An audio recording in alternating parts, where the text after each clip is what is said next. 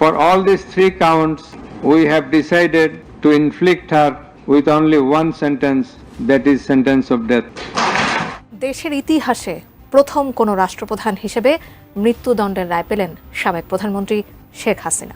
আন্তর্জাতিক অপরাধ ট্রাইব্যুনাল 1 থেকে এইমাত্র পাওয়া খবর, জুলাই গণ অভ্যুত্থানের সময় সংঘটিত মানববিরোধী অপরাধ মামলায় ঘোষিত হয়েছে আজকে ঐতিহাসিক রায়ে।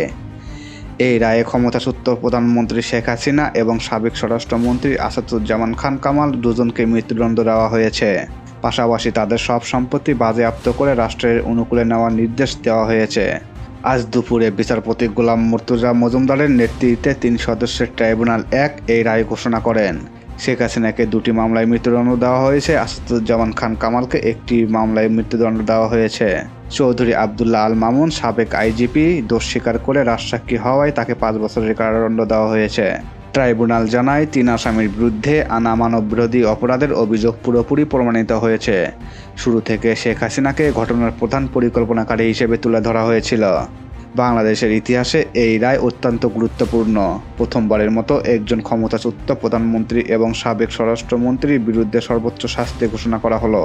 রায়ে বলা হয়েছে 2 পলাতক আসামির দেশে থাকা সব সম্পত্তি রাষ্ট্রের মালিকানায় যাবে। জুলাইয়ে নিহত ও আহতদের জন্য এসব সম্পত্তি ব্যবহার অনুমতি।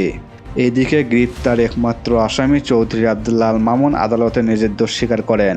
তার জবানবন্দিতে সে সময়ের প্রধানমন্ত্রীর নির্দেশে সে হত্যাকাণ্ড চালিয়েছে।